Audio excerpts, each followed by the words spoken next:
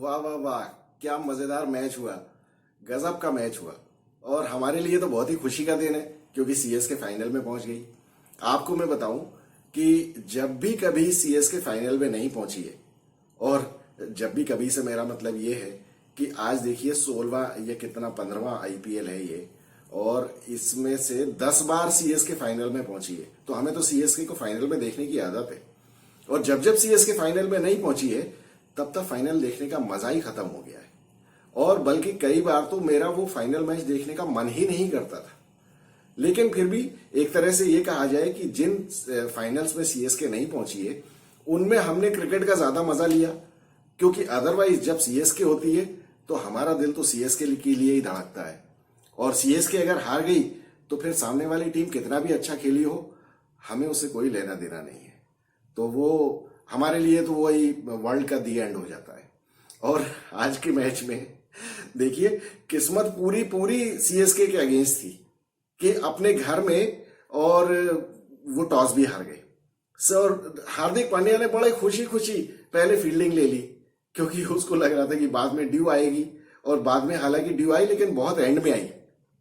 और वो जो पिछला मैच ये लोग हारे थे पंजाब से, सॉरी केकेआर से सीएसके वाले, मुझे तो लग रहा था कहीं ऐसा ही ना हो जाए। उसके लिए इनको रन भी ज्यादा बनाने थे। और जिस तरह से पहली पारी में विकेट खेल रहा था, मेरा तो दिल इतना धड़क रहा था कि पता नहीं क्या होगा। हालांकि इन लोगों ने बैटिंग बहुत अच्छी की, क्योंकि विकेट में जिस तरह से फंस के बॉल आ रही थी, तो मुझे तो लग रहा था कि पता नहीं क्या होगा और ये लोग कैसे रन बनाएंगे। लेकिन ऋतुराज गायकवाड़ और डेवोन कॉनवे, इन लोगों ने जो अपना बीड़ा उठाया हुआ है, बिल्कुल गजब। और ऋतुराज गायकवाड़ की आज क्या किस्मत ने साथ दिया कि वो कैच जो उसका हुआ और वो नो बॉल निकली। तो आज देखिए, ये बॉलर्स के लिए इतनी बड़ी सीख है। पता नहीं क्यों मुझे समझ में नहीं आता है कि ये कोचेज और मैनेजमेंट जो है टीम के, ये क्यों नो बॉल्स को सीरियसली नहीं लेते हैं बॉलर्स की। अब आप देखिए, सीएसके का मैं चौथी बार अपने ये प्रोग्राम्स में ये कह रहा हूं ये बात कि सीएसके में धोनी ने जो दूसरे मैच के बाद धमकी लगाई थी, उसके बाद से सीएसके के एक भी बॉलर ने नो बॉल नहीं फेंकी है। कम से कम ओवर स्टेपिंग वाली नो बॉल नहीं फेंकी है। वेस्ट हाइट वाली हो तो हो, मुझे याद नहीं है, शायद एक आध हुई है वो, लेकिन वो बॉल छूट जाती है हाथ से। और आज मैच शुरू होने के पहले जब हार्दिक पांड्या धोनी के साथ बात कर रहा था, तो मुझे लग रहा था कि वो ये कह रहा होगा कि माही भाई, आपके दिन हो गए हैं, अब हमारे दिन हैं। और धोनी ने कहा होगा, बच्चों जिस टाइम मैंने पहला वर्ल्ड कप जीता था उस टाइम तुम नेकर में घूम रहे थे।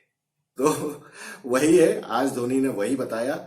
मतलब धोनी की क्या मास्टर क्लास है, ये मुझे समझ में नहीं आता। जिन लोगों को भी, जो भी अपनी टीमों के कप्तान हैं, वो धोनी के मैचेस को उनको टेक्स्ट बुक की तरह पढ़ना चाहिए। वो मैचेस देखने चाहिए और उसमें एक एक मूव उसका देखना चाहिए कि वो किस तरह से वो कप्तानी करता है।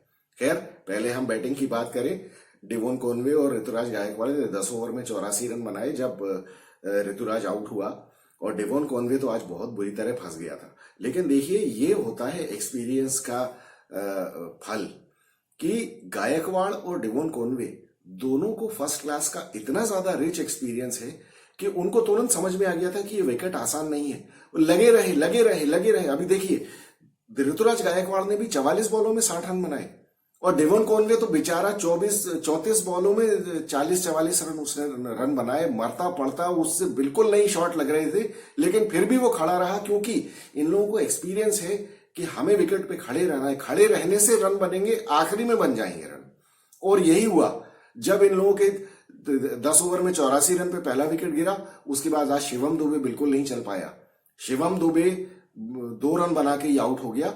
और उसके बाद तो बिल्कुल किसी को, जो भी नया बैट्समैन आ रहा था, उसके लिए रन बनाना मुश्किल था। लेकिन फिर भी अब देखिए, यहां पे एक्सपीरियंस फिर से काम आता है। अंबाती रायडू ने आते ही पहली बॉल पे छक्का मारा, और उसने 9 बॉलों में 19 रन बना दिए, और वो आउट होके चला गया। उसने अपना काम कर दिया। उसके बाद रहाणे ने 10 बॉलों में 15 रन बना दिए। उसके बाद जडेजा, उसने 16 बॉलों में 20 रन बना दिए। तो ये छोटे छोटे जो कैमियोज हुए, बहुत ज्यादा हाई स्कोरिंग नहीं थे, बहुत ज्यादा स्ट्राइक रेट नहीं था, लेकिन इससे इनका स्कोर पहुंच गया अबव पार। और आखिरी में जो मोइन अली ने 4 बॉलों में 9 रन बनाए, वो उसका इमेंस कंट्रीब्यूशन है, क्योंकि वो फर्क था 164 से 172 तक ले जाने में।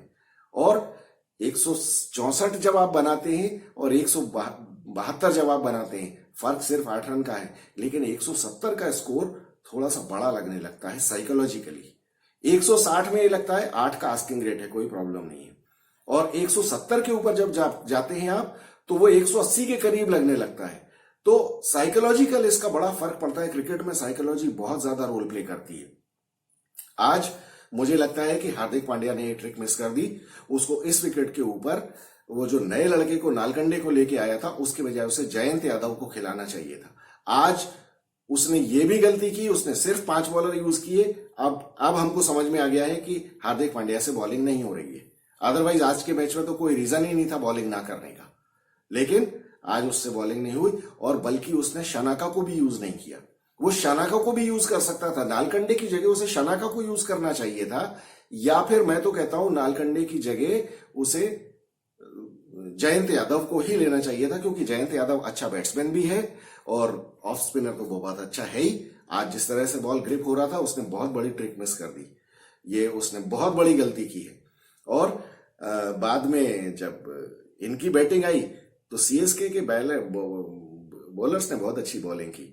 दीपक चाहर बहुत अच्छी बॉलिंग कर रहा है। दीपक चाहर को तो मेरा सजेशन है कि अगर आप लोगों में से कोई उसको जानता हो तो उसको बोले कि ये कहाँ वो ऐप वैप और बिजनेस के चक्कर में है, वो जरा बॉलिंग में कंसंट्रेट करे। और अगर फिटनेस अगर अच्छी कर लेगा अपनी, तो वो इतने पैसे कमा सकता है जितने वो अपने वो ऐप को बेच के क्या कमाएगा। तो मुझे समझ में नहीं आता कि ये लोगों का मोटिवेशन कहाँ चला जाता है। इन लोगों का डेडिकेशन, इन लोगों की काफी कमी है। ये लोग डिस्ट्रैक्ट हो जाते हैं। तो इन लोगों ने बहुत अच्छी बॉलिंग की और बाद में जडेजा ने तो बांध के रख दिया, बिल्कुल जादूगर की तरह उसने बॉलिंग की है। और आज शुभमन गिल के चेहरे पे जो बेबसी मुझे दिख रही थी, वो मुझे तुरंत समझ में आ गया था। क्योंकि जिस तरह से जडेजा ने एक बॉल फेंकी थी विजय शंकर को, या किसको फेंकी थी उसने बॉल, जो बिल्कुल स्क्वायर टर्न हो गई थी और बहुत तेज तेज बॉल कर रहा था जडेजा। जरा सा भी बॉल अगर थोड़ा सा भी ग्रिप हो रहा हो या कुछ पिच में सपोर्ट हो, तो जडेजा तो बिल्कुल बैट्समैन के सर के ऊपर चढ़ के नाचने लगता है। वो बहुत ही गजब का बॉलर है। तो आज उसने वो दिखाया। मुझे तो लगता है ऋतुराज गायकवाड़ की जगह मेरे हिसाब से रविंद्र जडेजा को आज मैन ऑफ द मैच दिया जाना चाहिए था। उसने 16 बॉल में 20 रन भी बनाए और 2 विकेट लिए। 4 ओवर में सिर्फ 18 रन दिए उसने। आज पतिराना ने काफी वॉइड्स फेंकी, जिसकी वजह से उसको आज पनिशमेंट भी मिला होगा, पक्का मिलेगा उसको। और ये आपका जो देश पांडे है, इसको भी थोड़ी सी कभी कभी चढ़ जाती है। ये उल्टी सीधी बॉल फेंकने लगता है। आज धोनी ने काफी गुस्सा दिखाया उसको कि जब तेरे लिए बॉल फील्डिंग ऑफ साइड में लगा रखी है और तू बॉल कर रहा है विकेट लेने के लिए मिडिल स्टंप के ऊपर, जिसपे चौका छक्का मार दिया उसने। राशिद खान ने आज फिर जादू के डंडे की तरह बल्ला घुमाया, उसके काफी लगे भी। लेकिन फिर देखिए आप, जो सबसे पहला जो साहा को आउट किया, उसके लिए क्या गजब की फील्ड प्लेसिंग थी कि फील्डर को 1 फुट भी इधर उधर मूव नहीं करना पड़ा। शुभमन गिल के लिए डेवॉन कॉनवे वहीं खड़ा हुआ था जहां शुभमन गिल ने शॉट मारा। उसके बाद आखिरी में राशिद खान के लिए तो फील्डर 1 बॉल पहले ही मूव किया उसने, जैसे उसे पता था कि ये कहां मारने वाला है। ये है गेम की अंडरस्टैंडिंग। ये 2 वर्ल्ड कप और 1 चैंपियंस ट्रॉफी और 4 आईपीएल के टाइटल्स ये जीत के ये हर कोई बराबरी नहीं कर सकता है इसकी। ये रोहित शर्मा और विराट कोहली, ये पता नहीं, मुझे अफसोस है कि ये लोग ये धोनी के साथ खेलते हुए भी कप्तानी नहीं सीख पाए कभी। इन लोगों को कप्तान ये बस फ्लूक से जीत जाते हैं और विराट कोहली कर जीत ही नहीं पाया कभी। और रोहित शर्मा भी अभी उसको आटे दाल का भाव पता चल रहा है, जब उसके वो नहीं है, मेन प्लेयर्स नहीं है, या पिछली बार ऑक्शन में वो ढंग के नहीं ले पाया है। तो अब आप देखिए, मैं हमेशा से यही बात कहता हूं कि जो मास्टर है ना, वो दुक्की और तिक्की से अपने कार्ड्स में गेम जीत लेता है। और अगर आप किसी नौसिखिए को इक्का बादशाह बेगम भी दे देंगे ना, तो भी वो जीत नहीं पाएगा। तो यही फर्क है MS धोनी में और बाकी लल्लू पंजुओं में। तो बाकी लल्लू पंजू ही कहता हूं मैं उनको, वो हमेशा बच्चे ही रहेंगे। वो फ्लूक से जीत जाते हैं, बाकी कुछ नहीं। तो मैच जीतना इसको कहते हैं। हम तो बहुत खुश हैं, आप भी बहुत खुश होंगे। आप देखते हैं क्या होता है कल के मैच में लखनऊ और मुंबई का मुकाबला है और ये चेन्नई में है। और देखिए, मैंने पहले भी कहा था, मुंबई और आरसीबी में से कोई भी पहुंचे, यहां प्लेऑफ में लखनऊ उसको लपेट देगी।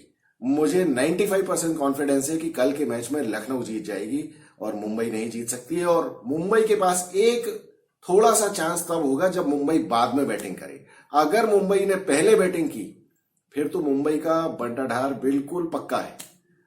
ये एलएसजी वाले चढ़ के खा जाएंगे उनको, क्योंकि एलएसजी के पास स्पिनर्स भी हैं, कृणाल पांड्या है और रवि बिश्नोई है, और मुंबई के पास सिर्फ ये है आपका चावला। तो और इनके जो लठैत हैं वो वहां चलने वाले नहीं है। चेन्नई में लठैत इनके बिल्कुल नहीं चल पाएंगे। मुझे तो डाउट है कि सूर्या भी चलेगा या नहीं।